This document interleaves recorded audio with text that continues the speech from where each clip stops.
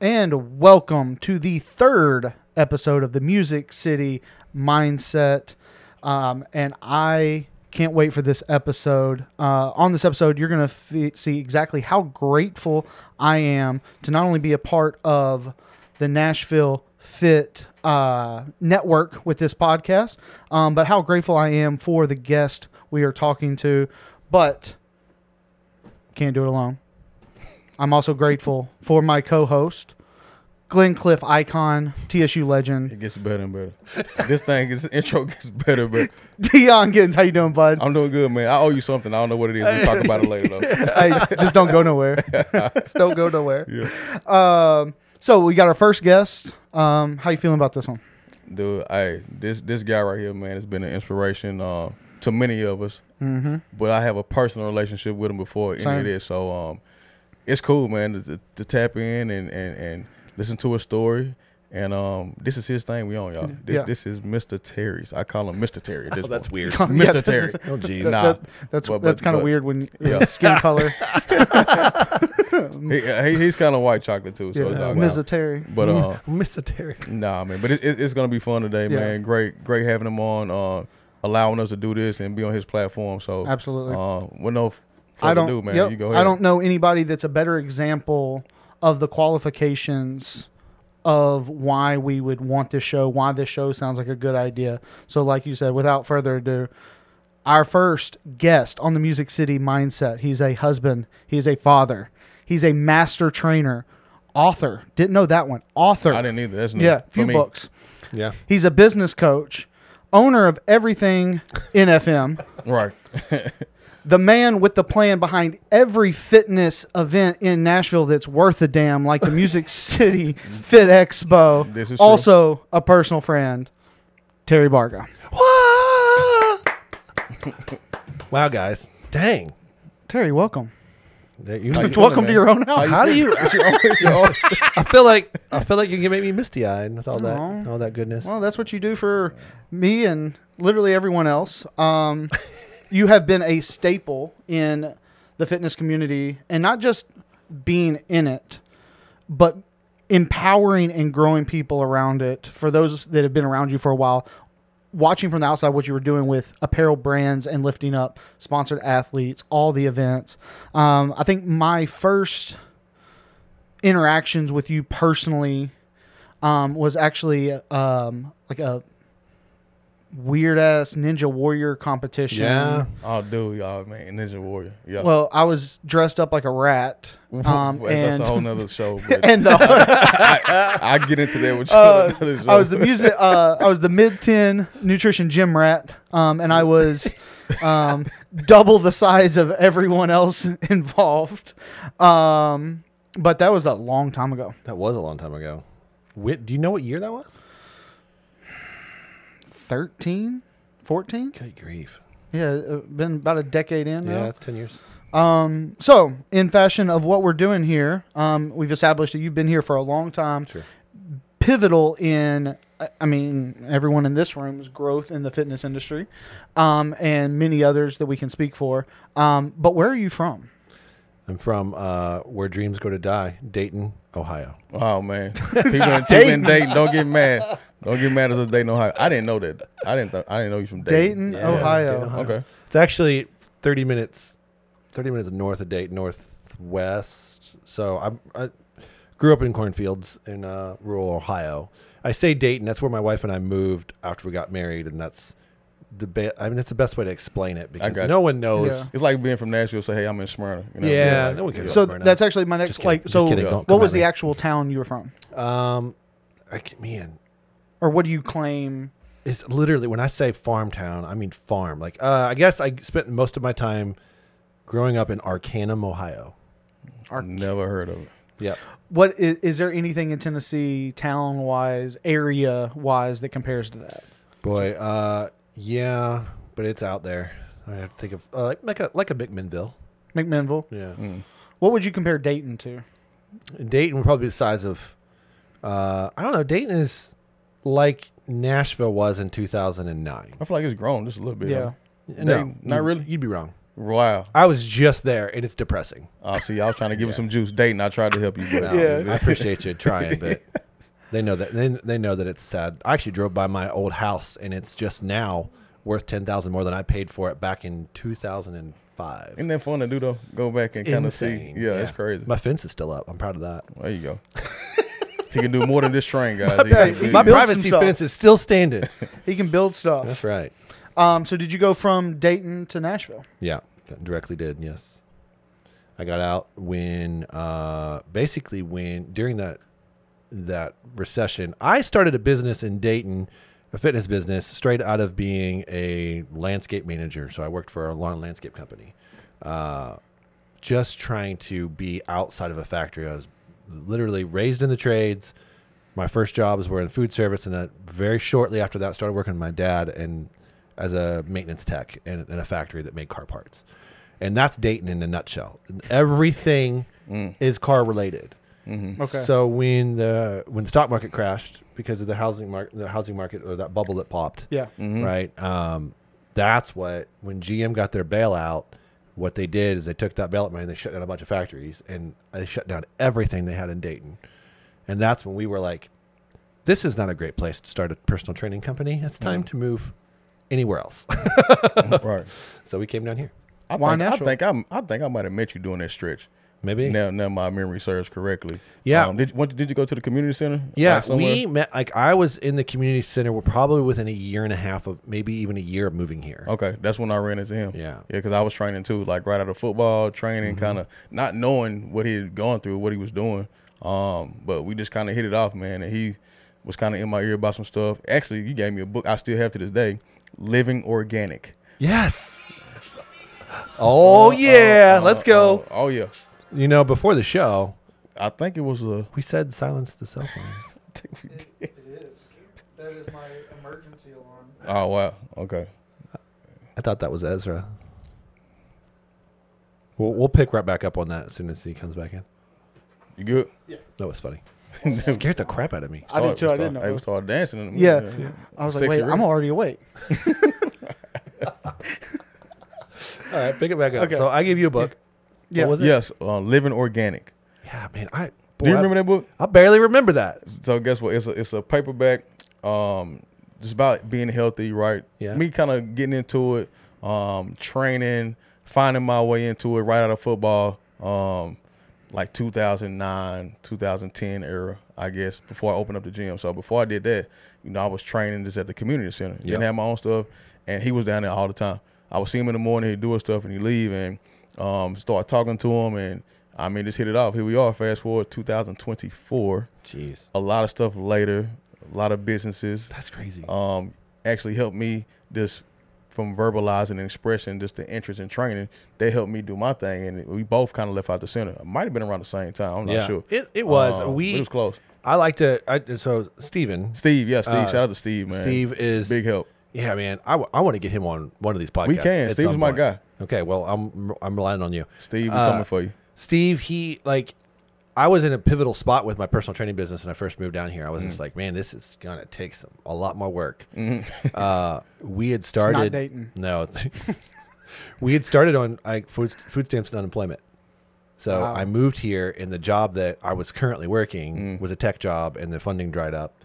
And they were like, man, we got to lay you off. And I was like, okay, well, I'm going to start personal training. But before we do that, we got to make ends meet here. So we went and got the EBT card. And there you go. And filed for unemployment. And I had about 8 weeks I had an 8 week gap of time to get a business off the ground. And one day I was driving back from a gym that the trainer was really cool. She was like, yeah, you can work here rent free. And as you get business, we'll increase, you can, we'll phase you up. And I was like, that's awesome. So I was working with her on Music Row, and I was driving home, and I saw that community center, and I was like, I'm just going to pull in there and just see if they have any classes or anything that I can teach. And I met Steve, and I started talking with him, hit it off, like, great dude. Yeah, great guy, man. And he got me in there right before they had a hiring freeze. And I was in there every day doing boot camps in the morning and in the afternoon. Yep. I'll see him in the morning. He'll do his stuff, leave. I do mine, leave. And And they went on for at least maybe a year, maybe, I guess. Oh, somewhere in there.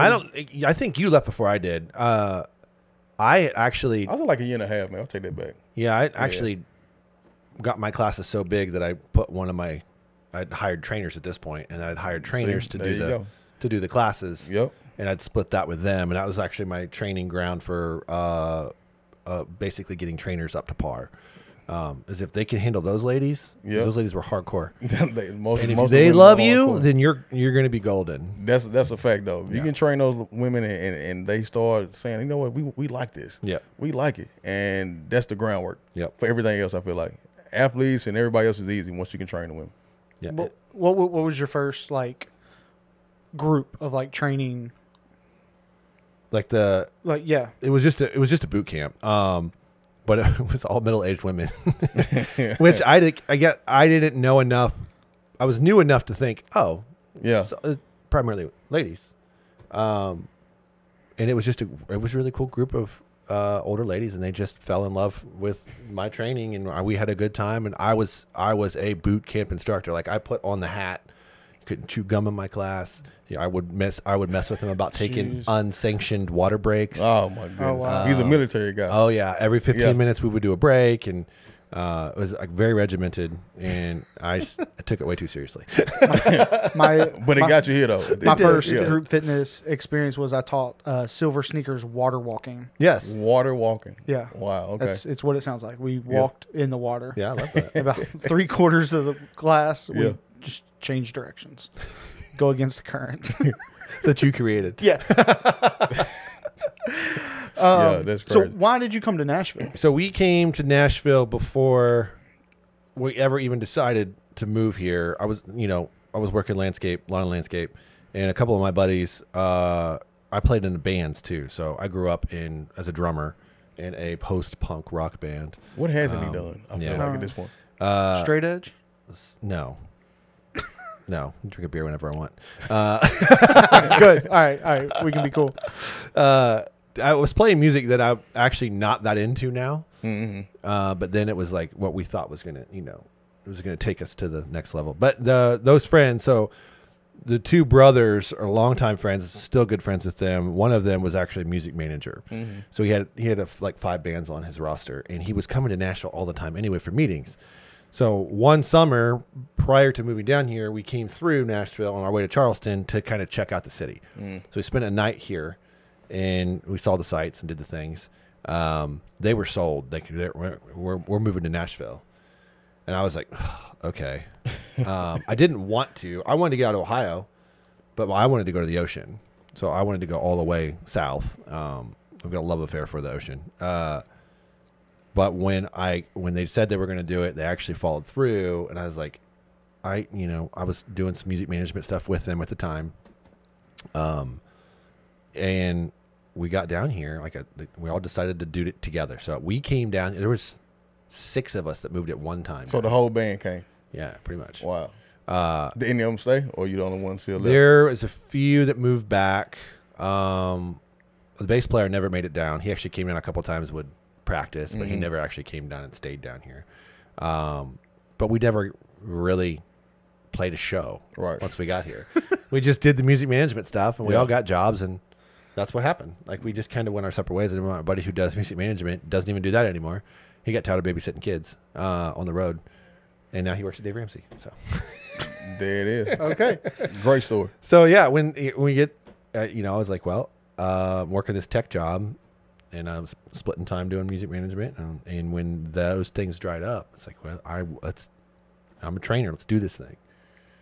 So what was there something about Nashville that when everybody went their separate ways, and you have this love affair for the beach? Why was it at that point that was it like, all right, I'm getting out of here, I'm going to take my family to the beach and go and doing what you wanted to do? Why did you stay? Yeah, this and that. Mm-hmm. Like, immediately when I meet people here, you're almost instantly best friends. Mm-hmm. And the people here is what kind of made it, in a way, distracted me from where I was, and I was like, I'm starting relationships, and it feels like I've known these people for 5, 7, 10 years, and you're just connecting on a deeper level, and it's not like that in the Midwest. So I was immediately enamored with the culture and the relationships that happened so fast and so broadly. And then once I put my nose to the grindstone with business, I never thought about Nashville again. I was just, as far as like moving, I was like, this is where I'm going to raise my kids, you know. Did you already have kids? I had, so moved down here. We had one son who's 4. And then my wife was 8 months pregnant with our youngest son, who is behind the keyboard right now on the 1s and 2s. My guy holding us down, making everything goes right. That's right. So, I mean, obviously coming up from where you came up around Dayton and all of that, it seemed to be like a work ethic. Sure. Yep. Definitely established there. What did you have to shift in your mindset when you're talking about like food stamps and things like that in order to stay? Now, you came down here for a reason. Now that reason's out the window. Right. And in order to stay in this city without really that much lifelines of a network or community like what you have now, what did you have to like dig deep? What did you find in yourself to make it where this is where you were thriving? That just goes back to the way I was raised. When I say I was raised in the trades, it's like construction, plumbing, electrical, roofing. My dad would get back from a factory job and then go work a side job. And it was 3 girls and then me. And in order for me to spend any time with my dad, that's what you did. I'm going to work a side job, right? And even when I got to the age where I could work full time, I'm working with my dad. So I just want to spend time with my dad. So I just like, and my parents are nuts. Like they still are working their fingers to the bone. My mom just turned 70. Really? Yeah. And they will they just won't stop. They exhaust me. Like I got to meet your dad and didn't know it was your dad. Yeah. He was like moving stuff from the inside the gym when he came with the box truck. Right. And we got to talking, and I was like, said something about he's going to sit right here, and I was like, dude, yeah, take a break, like relax a little bit. Yeah. And he got to say something, and he was like, yeah, my son just told me to come down here. I was like, oh, Terry's your son? Yeah. And it's like, oh, that makes so much more sense. Yeah, sit your ass down. There wasn't time to explain. You're like, No. I don't have a truck. Everybody just bailed on me. I was dude, like, I'm sending somebody. Yeah. I was about to throw up. I was freaking out so much. And then like you had that truck there like that. Yeah. Huge lifeline you threw out there with that. But I didn't know it was your dad coming out. But that's how I was raised. Like when someone needs something, we just went and did it. Yeah. There wasn't any bickering, any like him hauling around. We just went. Like just hopped and sprung into action. And I wasn't like, we didn't mourn really anything. We didn't really get bummed out because something's not going our way. We just created a different solution. Make another way. That way. Make another way. Yeah. That's dope. It's in your blood. It is. Yeah. It's in your blood. That's really cool. And cool that you still have that relationship with him now. Oh yeah. Yeah.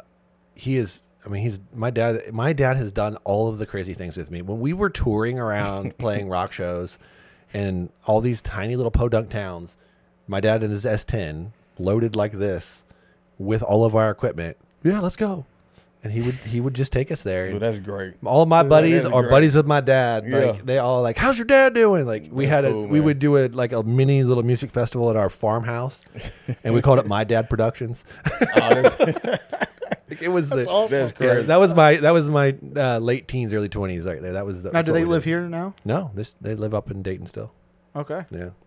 Still in so the, he literally still drove, the he drove same, downtown, like down, just to help you with the event and do all that. Yeah. And then just he looks so forward to it too. Yeah. And then cool, still working man. a job. Yeah. Man. It's good. They're good like that. Like always Shout out ready. Dad. I know, man. That's crazy. I'm just thinking like, Yeah. man, that's Always ready to party. Like whatever I need. Like it's awesome. So I think I guess it's why to say you're the exact same way though. Well, You know what I mean? Like I know it's been times in the past where something pops up. I'm like, hey, if Terry's on it, like I'm doing it, no matter what. I'm just saying, like different podcasts, different people, whatever it is, man. Like he always give you a lifeline, some way, somehow, and it's like you gotta go do it.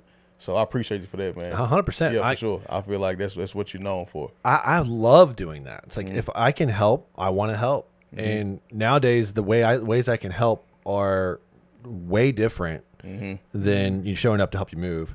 It was part of why I wanted the magazine so bad, because I know these people, right? Like my contacts are deep with folks that have been in the industry for a minute who haven't gotten any recognition. Right. So I was so pumped about that, being able to showcase those dudes. Yeah, I appreciate the platform too, man. Oh God, it's been so incredible with you at the helm there. When did you open up your gym? So I was at that. My gym was in the bottom of the SAG after building on Music Row. I don't know if you know where that's at, but it's like 17th and Edge Hill. And I outgrew that when probably within the first year and a half of moving here. So I would say 2010, 2011, I opened my first gym in Edge Hill Village. Okay. So, yeah. And what was that one called? It was called Life Fitness Academy. Ooh. Yeah. Because we were doing cooking classes. That's why you got that book. Because okay. Yeah, that makes sense now. Yeah, because I came into the fitness industry from nutrition. So I don't think I knew that. Yeah, it makes sense now, though. Yeah, we had a series of health problems, like my wife did, and my son, I say my firstborn biological son, because we have adopted two kids. Didn't know that. Yeah, my biological son, when he was 1 year old, like was having terrible ear canal problems, ear infections. He was having a hard time breastfeeding. Carrie was having a terrible time with mastitis, and the doctor told her she had a high probability for breast cancer.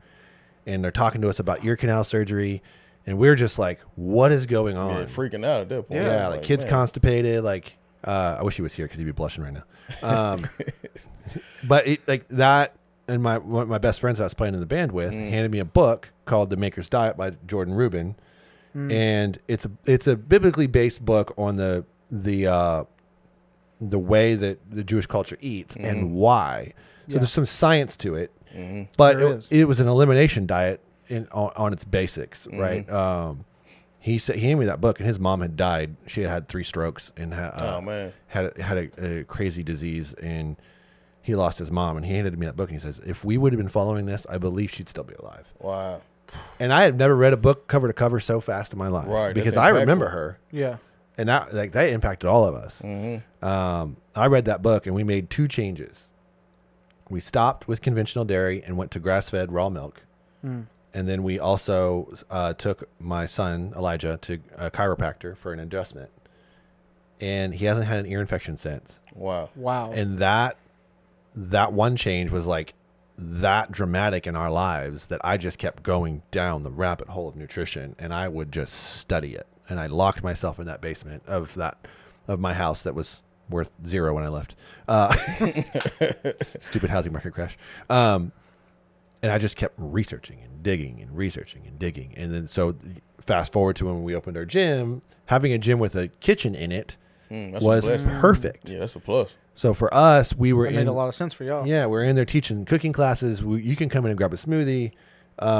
We were teaching people how to use food for healing before you were allowed to do that. We were under the radar, right? We were saying and doing things that we'd probably get in trouble for. Right. We were talking about probiotics, and we were talking Instagram. You could do that. Yeah, we were talking about probiotics. We were talking about digestive enzymes. We were talking about bone broth protein before anybody had a product. Right. Before it was trendy. Sprouted bread, sourdough bread, grass-fed beef. That's kombucha. We had a kombucha keg. Wow. Yeah. Wow. That's what we were doing. Really? You were ahead of your time, man. With that. Yeah. And especially in Nashville. Yeah. And when that building got bought and we had to move, that changed the entire dynamic of our business because we couldn't offer those things anymore. And that kind of, that's kind of a bummer. But the good news is that the food culture has changed considerably to where those things aren't weird anymore. Right. Nah, it's the norm now. If you don't know about those things, people are looking at you like, what do you mean? You ain't finished, you don't know this stuff? Right. So, it definitely is a complete opposite of what it was back then. But changing the diet, changing our diet saved our lives. Wow. So, and that's how am I going to apply this? What industry can I apply this in? Oh, well, I've always wanted to know more about fitness. So let's get certified and let's go down that route, and we'll teach people how to eat on the way. So it's killer. Yeah. So swinging back, if this is something you'd want to talk about, you said you adopted some children. Yeah. Where does that line up timeline with you moving to Nashville on top of everything else you're doing? So okay, here's Terry just keeping things on. I'm surprised I'm still married. we got that building. So we signed up for a Groupon deal. I got to give you this context. You all know Groupon. Mm-hmm. Yeah. Okay. That's how you got your adopted kids? No, pause. Got them on Groupon? Yes. No. We were in dire straits trying to get the business going, right? Like it was costing us a lot of money, and we were like, man, this is going to be, are we going to be able to go home for Christmas? That's like first year. Mm-hmm. Groupon's now trying to expand from Chicago to other cities, and the first city they wanted to go to was Nashville. So they call me up because I have NashvillePersonalTrainer.net, and I rank really high on the SEO. So they call me first and say, we want to do a deal with you. Long story short, we do a deal. I make a crap ton of money from this deal and have clients booked out for almost 9 months. That's how well that deal went. Wow. And I was like, okay, so now I got a stack of cash. I got home for Christmas, so that's a fun part. By that summer, I was looking for a building, and I'd already hired a trainer. So I waited. I took my tax return and saved it, and then with my tax returns and that Groupon money, we went into Edge Hill Village. And once I got established in Edge Hill Village, I hired a couple more trainers, and then we were at church one day, and they brought in it was Adoption Sunday, and we always knew that we wanted to adopt. And we were like, they had a short-term respite ministry come in who just provided like babysitting services. Really, it's glorified babysitting for moms who just need to pick up another shift, save their house. Like, right? It's just a short-term thing. Yeah. And we looked at each other and we were like, maybe this is our entry point to adoption. It's not really any commitment. Right. It doesn't sound as costly as some of these people. This is back when everyone was getting. This sounds terrible. When everyone was getting their kids from China. And paying it was 30, 50 grand for that. Yeah. When there's a lot of kids here in need. And we just felt compelled to get involved. We said yes. They handed us paperwork. We still haven't filled out the paperwork. But we got 3 emergency cases given to us that same week. And we picked the 2 that would work the best for our family situation. And that was that. Like, once we met those 2 kids, they're a sibling group. They needed to be together. Right. That's important. Yeah. Once we realized that, they're not going back home, let's fight for them. And we decided these are the kids that we're going to adopt. And, or that it was decided for us. Like, it depends on what your belief system is, but. No, I believe it. Were you raised in church? Yeah. I believe that. You can talk about work ethic. We used to clean the church in order to go to the school.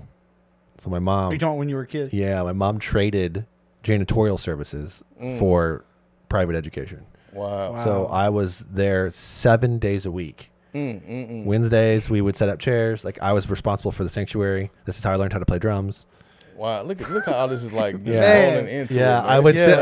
I had to this sweep the whole gymnasium floor, set up 350 chairs, and then I play drums. Then I would get on the drum kit, and I would put on a CD on the sound system, and I run over there to the drum kit, and I just play my heart out, and I didn't know what I was doing. Dude, that's crazy. But I learned how to play drums doing that, and that's a blessing though, man. How everything just lined up. You know, it's crazy. Cleaning toilets, works, like setting up chairs, like, and I'm freaking doing events. But I know they helped you with your business though, like for what you're doing now with the industry, like, you know what I mean? Because, you know, as we know, when you first start this thing off, man, you wear every hat. 100%. I mean, you are the janitor. You know, you are the head trainer. You're the guy pulling up to. I mean, you're doing everything, loading, unloading, buying equipment, doing it. So, I'm pretty sure they gave you a great skills you didn't know you needed until later. You know, How was it? I guess if you were raised that way, and then with what so you were in church here. Yeah. What was that process like of finding a gym, like a church community and a church family, as a visitor living here and like shopping that around of where you wanted to be? Well, it's interesting because it takes a little longer than like shopping for your favorite gym, right? Because you can only try a different church out every once a week. One of the big reasons to get out of Ohio, that urge that I felt, was culturally dead and spiritually dead, like divisive. Those 2 things at my core as a youth annoyed the crap out of me. I lived in a very racist part of Ohio, and it aggravated me, and I wanted out of it. So I knew one thing that I wanted for sure when I came down here to a church was I wanted to sit under a black pastor. And wow. So that for me was important. I wanted my kids to see it. I wanted my kids to go to a multicultural school. Mm-hmm. That was very, very important to me. So that's big, man. That was that helped narrow the focus. How long did it take you to find? I think it took us 6 months. Okay. Yeah. Okay. Because that's a question I get a lot. Besides like where to eat. Yeah. You know, where to hang out, things like that is like the church. Because it seems like there's a big split here of like old school. That's like for sure. Very classic old school, and then like new school with like laser light shows and stuff like that. Like, I grew up charismatic. It gets crazy. Yeah. It's a lot to choose from here, though. Yeah, it goes the tambourine lady again. Yeah, more cowbell. But I wouldn't know how to play drums. Like, I got to beat the crap out of drums I played in the worship band for a while, and I can go nuts back there, and they were all about it. Wow. Yeah, good times. I mean, that's a lot different. That's awesome. That was that definitely went down some turns that I didn't even know. I've known you for a long time, and it I didn't know that. Yeah, I'm learning something new today, man. It's crazy. That's wild. Let's take a quick break, catch a word from our sponsors, and we'll be right back. And we are back sitting here, my good friend Terry. We we had just really gone on a whole lot of different ways of really, if you break them down, it's like things that don't go together. Right. Like it's like I don't even know how to explain like how you go from trades to this to and you made it make sense of like why you did things, things that were personal to you. But knowing the Terry that we all know now, it really was laying that groundwork for someone who can put on one hell of an event, down to like the back planning, how the chairs are set up, from the spectator standpoint, from the trainer standpoint. You have a perspective that helped you in all of that, and you have proven to thousands and thousands of people that you put on a good event. Is the, I guess, the events and coming from music something that you always wanted to do, or did you just kind of fall into that because you just put this skill set together that's what makes sense? There's two angles to that, and I don't want to out myself here. The one angle is that stuff's not hard for me. So we're putting events on. And if there's a need, I'm there. It's easy. Like I said, I grew up in it. If we weren't doing it at church, we were setting up for rock shows. It's just in me. The other angle for me is that if I'm going to own the magazine, I want to be a part of anything fitness related in the city, period. Yeah. So if I can help, and that's my way in, then so be it. Basically bringing up all ships. Like the goal is to bring everybody up. So if I can be involved with Whitney Weiser and help her Nashville Fit Show, let's do that. And then doing Nashville Fit Show helped me with Alan Sizemore. And now Alan Sizemore and I are tight, and I'm doing his shows. It's just a lot of these guys. Did you ever think you'd be in bodybuilding? No, I didn't. I didn't. But it's the people. It's filling that need. It's something I can do with my wife. She's good at it too. She came from a big family, and she was always the one that was unathletic. So she was the one like in the kitchen and like making sure everyone was comfortable, and the service. She was very good at serving folks. So yeah, that's kind of how it just felt natural, you know. Is this something that's always been like to your family? Like if it's a holiday, like big events, food spreads. Like yeah. Okay, yeah. So this has been what we see from you at this grand stage. Yeah. Is really who you are. Yeah. For down sure. Even like within your own home. Yeah. It's a little it's over the top. Yeah. It's an extension though. It's a good extension. Sometimes it annoys me, but it's over the top. Well, I mean when I met you was at technically an event. Right. Yeah. And then what event exactly was that? That was that Ninja Warrior. The Ninja Warrior Ninja competition. And that was that was at Nashville Calisthenics Co. or what it Nashville Strength Co. Yeah, we rebranded when we moved, and we changed from. That's a story. Life Fitness tried to put us out of business. So was Life Fitness a franchise? No. Oh, okay. But there's a cardio equipment brand or fitness equipment brand called Life Fitness. Yeah. And they were like, "We are letting you exist." And I was like, "Excuse me?" That's pretty aggressive. I was like, we could fight this, but we'd lose. So we decided to rebrand to Nashville Strength Company. And that's where that event was. Yes. So with that, moving locations, again, having to like fight to be here and get a like permanent like foothold into where you're going here, and then you put the name Nashville in your business name. Yep. The name of your business is some kid from Farmville, Ohio.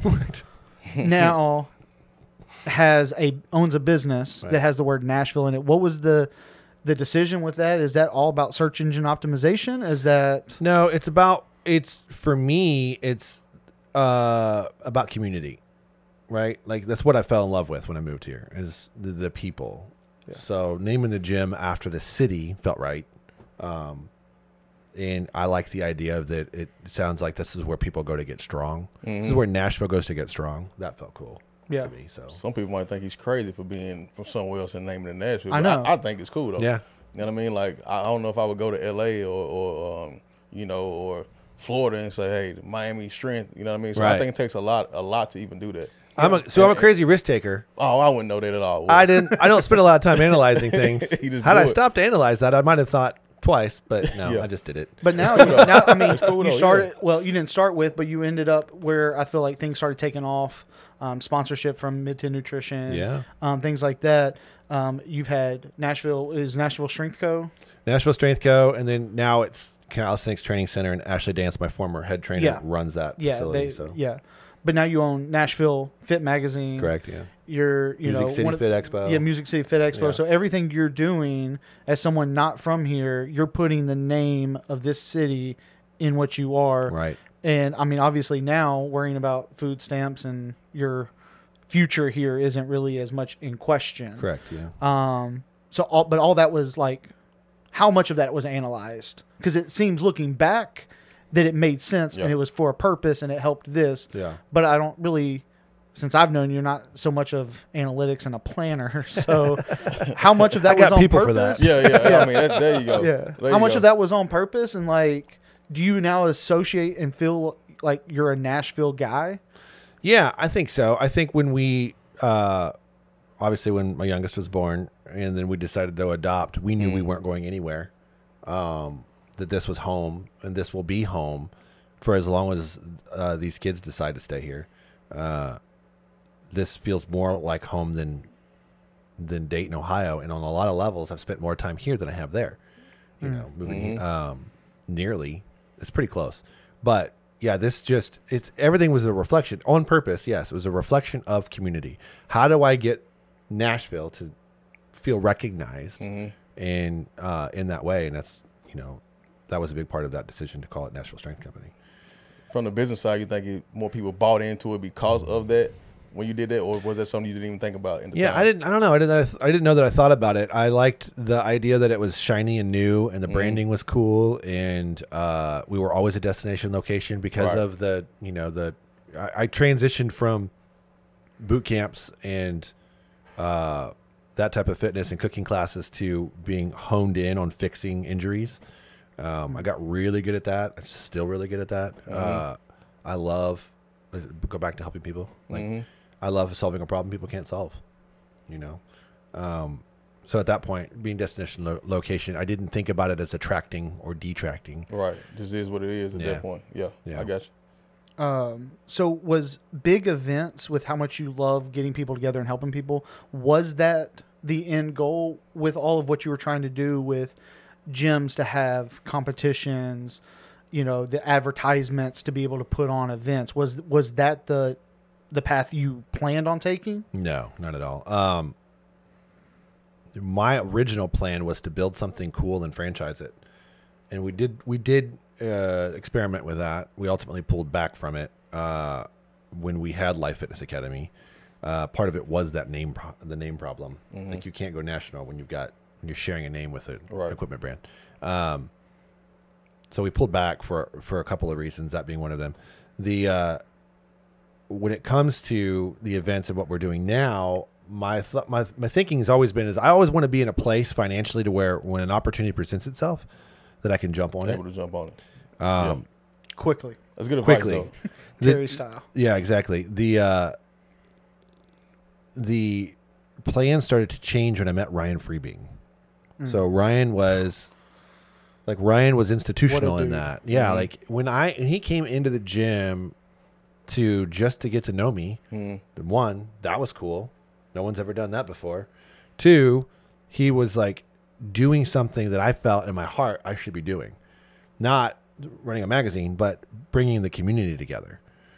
And he was doing it going from box to box to box, all these gyms. And he was basically eliminating the idea of competition and starting to plant a seed of collaboration. And I'm like, bro, which is big. I feel you're like challenging me on man, this. I feel like we need more of that, though. You know what I mean? So I'm glad. I mean, that's something big. Ryan, yeah, shout out to him, man. It's big, though. Yeah, you know like what I mean? this wouldn't, obviously, none of this would exist without him. So when I met with him, when he was like, yeah, I'm not doing it anymore, I'm like, bro, this city needs that. Yeah. He's like, take it, run with it. So we did that with the expo. We had to hunt down the owner and buy the magazine. But the expo, he was like, it's yours, free and clear. Man, that's a blessing. And we ran with it. Wow. And I went right to Roy and I was like, hey, I barely know you. You want to do this thing with me? And he was like, yeah. Nah, it's big, man. Barely knew him. Yeah, but I think you present that to where you can do that, though. I mean, you know what I mean? Like, just what you give off and how you move, it's hard. I say every time, if you present me with anything, I was like, I'm not saying no to Terry. I know something's going to come out of it, no matter what. Like, it's always good. It's official. And I do it, you know what I mean? So you just got that effect on people. I'm the same way. You know what I mean? I appreciate that. When you approached me about the podcast, you were like, you can do this and this with some advertising.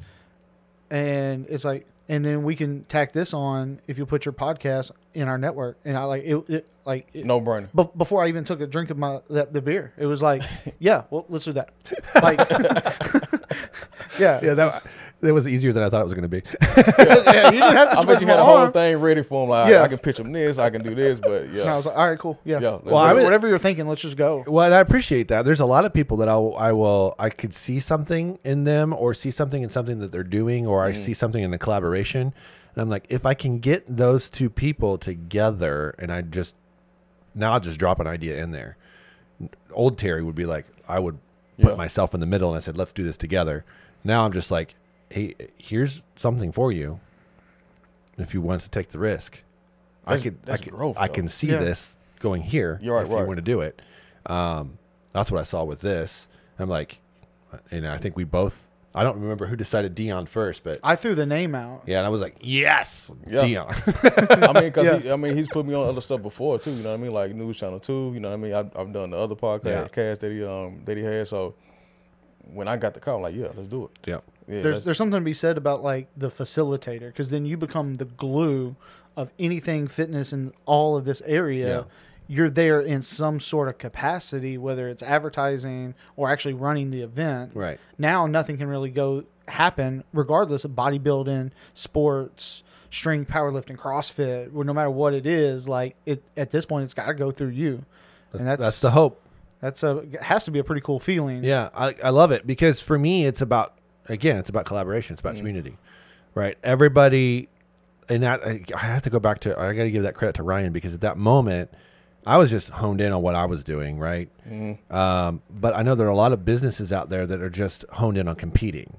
And when you're competing, what you're doing is you're looking linear. You're not looking vertically, right? You're spending too much time comparing, right? And this is why the magazine, and trust me, I've shut people off with this before. And when I say it's collaboration over competition, like the looks I get from some people, sometimes the older they are, the more they shut me down on it. Like, no, we want to go to that spot, and we want to put our spot. There's like, yeah, but why would you do that when you're a block away from somebody else doing the same thing? Well, ideally we want to put one of our things on every corner, but you're going to put somebody else out of business. That's not even good business. Yeah. Right? Like burning bridges and stealing clients. Yeah. Like, come on.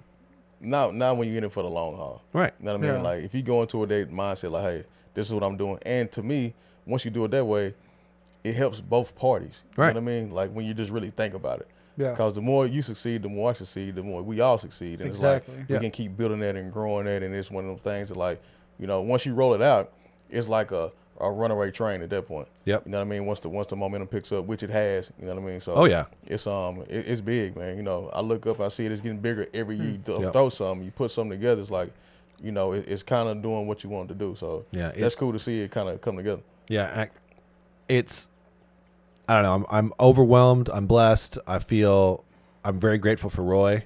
We actually had a meeting before coming here, and I literally sat him down and I tried to make him cry. I was Did it work? Almost. He got a little misty eyed. Yeah.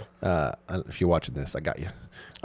His birthday is in 2 days, so make sure you wish him a happy birthday. He won't tell anybody. So, Roy is the guy. He's the person holding the string to the balloon that is me, and he comes off hard, comes off strong, and I needed that in the beginning. But honestly, he's helped shape me to analyze risk a little more diligently and hyper focused, to bring it in and keep it and just keep fertilizing what we've already got growing. Yeah. So I appreciate that on the sounding board, and I like to think that I pulled him out of his tough guy zone too. Yeah. He softened up over the course of the 3 years we've been working together, and boy, it's just good times. Like, it's a sweet spot. You can find that sweet spot. You know? I think that's the goal though when you're doing this stuff. You know what I mean? The sweet spot, and you just ride it out. Yeah. You know what I mean? You don't deviate from it. You just add more people to the sweet spot. Yeah. It's easy to get caught up in the. Well, I can get bigger. Oh, it's. I Right. mean, I can that's everybody's keep growing. goal. I can get bigger. I think That's that's the goal natural. in the beginning. You know what I mean? But if you're not stopping to smell the roses, right? You're not, like I would like to say in business coaching. If you haven't heard this in our coaching yet, you will.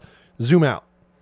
Like look at your life and your business from 3,000 feet for 1 second, because you can count your blessings and you get a little bit of idea of where you're actually headed, as opposed to being so in it that your knuckles are white and you're sweating and you just don't like it.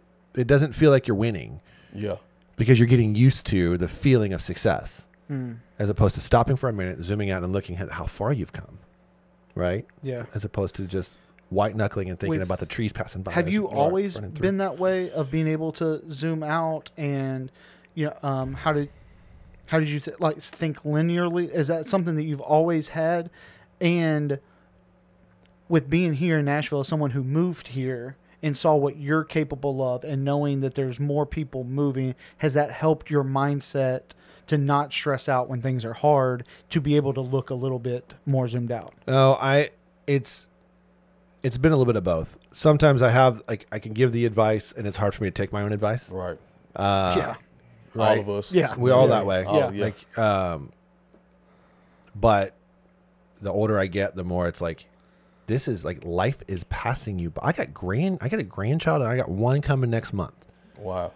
Like, that stuff happens fast. I have one kid left in the house. Like, Man. out of 4, like, it's insane how quick you feel about that? life moves so quickly. It has to make your mind, like you said, just, I don't know, take a step back and just kind of appreciate everything. I that knew you're that, doing. but I still don't think about you being a grandpa. Yeah, well, it's the crazy guy with the tattoos. It's the best Yeah. thing in the world. Tattoos. Yeah, it's the best thing in the world.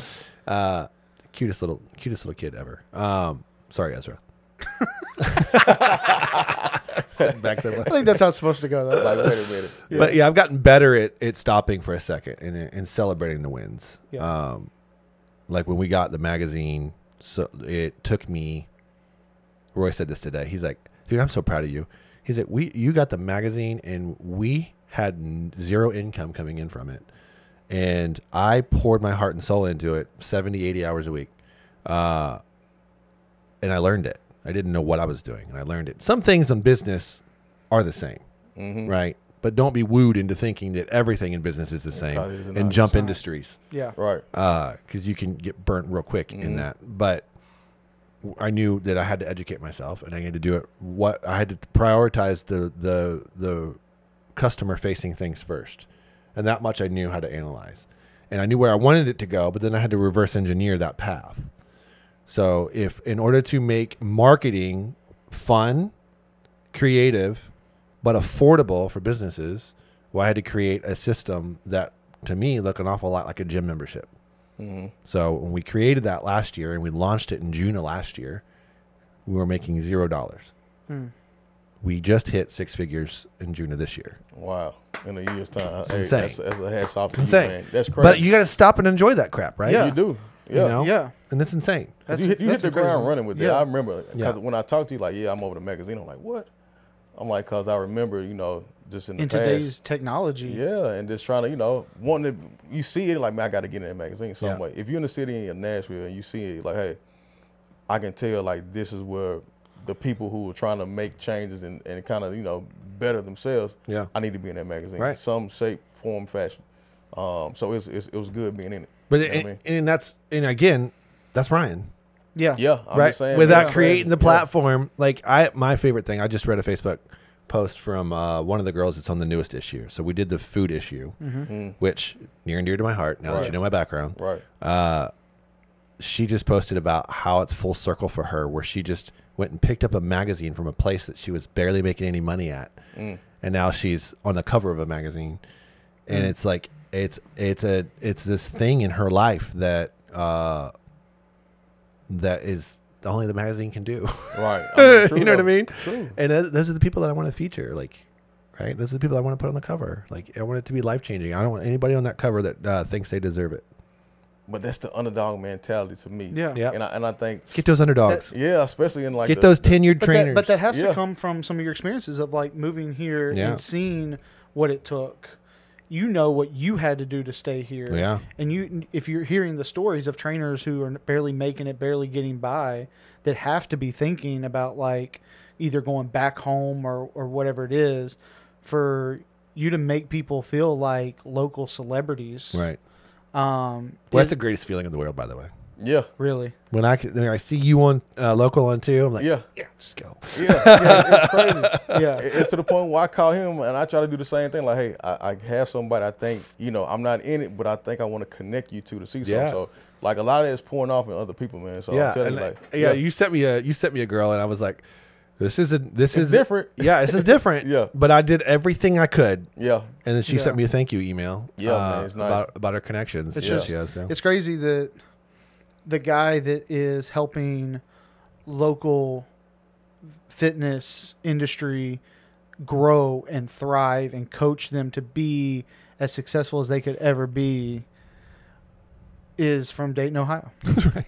I mean, I'm just thinking that, like, yeah. I mean, you would never know at this point. No, you wouldn't. Like, I mean, it's as Nashville as through can be. Yep, it's home. So what do you tell to somebody coming in and trying to, like, navigate that same path? Like, what are like, some keys of advice or some things just off the top of your head? Like, you know what? This is some of the things I did. Like, this is what it took for me. Yeah. What would you say to that up-and-coming person just really thinking about jumping into it? First thing is don't do it alone. Right. Second thing is surround yourself with people smarter than you. There you go. Like, find those who will challenge you with their just presence, the relationship. And you both have known that being, like, when you're training clients, like, a lot of these guys are high-level achievers. Right. And don't like, oh, I want to be like them. Don't well up in pride. Mm-hmm. Humble yourself, ask questions, and try to put it together, because you'll learn so much from those high output people. You'll both learn what not to do as well as what to do. And if you have that, like, that's the third thing to me. Have the mind of a student always. What can I learn from this situation? What can I learn from this failure? What can I learn from this success? And just keep stacking it. Yeah, that's big. I think I struggle with that sometimes. We all do, for sure. Yeah, but like, how do you, when you're at this point, like the best in this city doing what you do, deemed an expert, you literally have a part of your business where you're coaching other people to be better at business. How do you keep that student mentality when you are leading the avenue that you're doing? Oh, I think it just comes down to not getting too prideful. Right. Like, I'm not walking out the door being like, I'm the best at what I do. Like, Right. I'm just like, what's this day going to teach me? And what's the perspective is really important for me. I just need to have perspective. And sometimes I'll be so busy that I won't think about it. Mm-hmm. And at the end of the week, I'm just like, I'm exhausted. All the work like done. what happened? What did, like, let's take some inventory. I've always been good at being introspective. And I can't associate with being too cocky and literally getting checked. Life will check you. Yes, it will. You live long enough, he'll definitely do it. Right. So humility is where you find lessons. Have you really honed in on how to channel like the confidence that you are the best doing this right now, to be able to close deals, talk to people, make other people confident that by doing business with you, they're going to succeed, and being able to exude that confidence without letting go of the humility? I think I will say, I answer that by saying I still have my own insecurities. Like, and that does translate into not having, I mean, the difference between confidence and cockiness is you can back up, right? You can back it up, and I can back it up. So I can be confident to a certain level, but sometimes I'm just, you're either physically exhausted and it changes the way you look at yourself. From whatever stressor that's going on in your life, it does dictate your emotional state, right? And sometimes your emotional state will do that to your physical self too. Like you're just emotionally drained. So there still are highs and lows and ebbs and flows in that. Gotcha. That I'm by no stretch of the imagination am perfect in it. Right.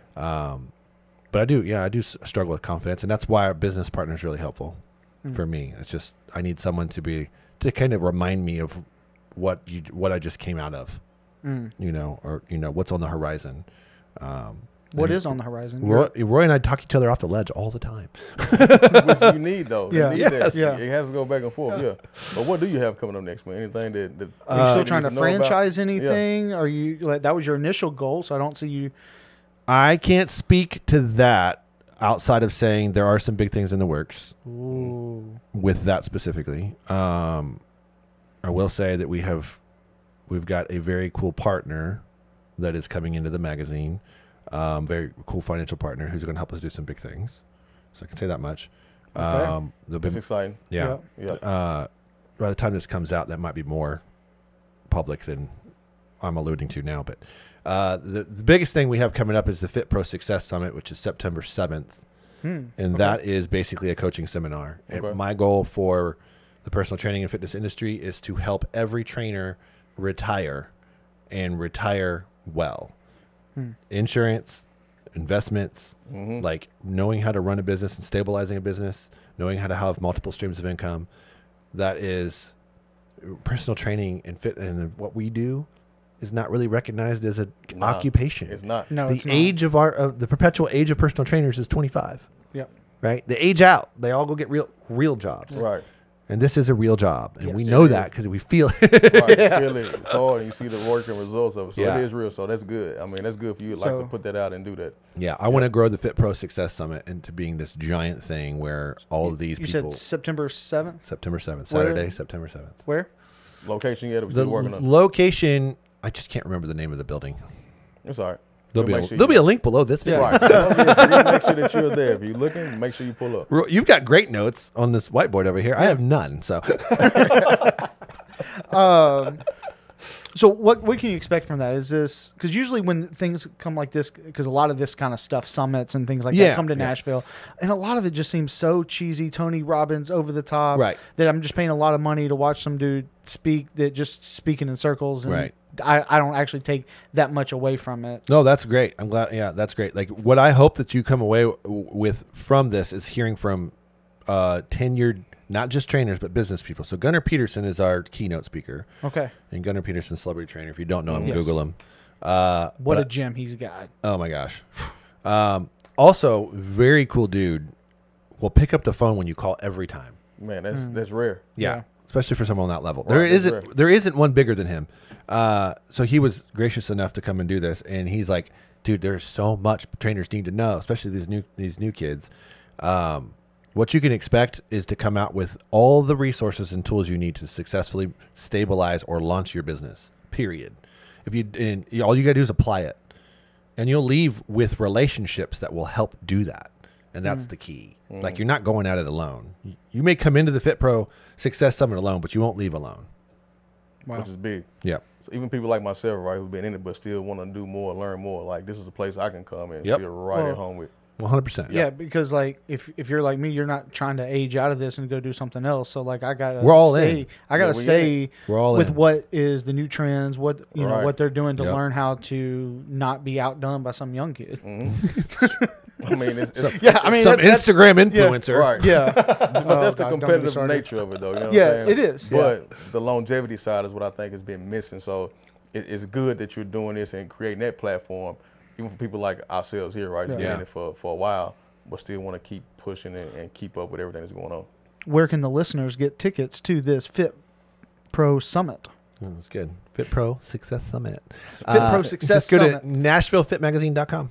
There we go. It's right there on the pop-up. It'll pop right up on your face. Just like that.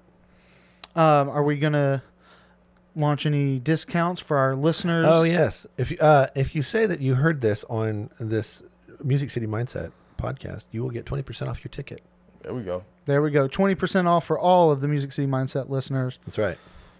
Terry. Just say Blake and Deon sent me. We believe you. We believe you. Just say it. All right. Just say it. We believe you. Make sure you go to this event. It's gonna be a good Yeah. one.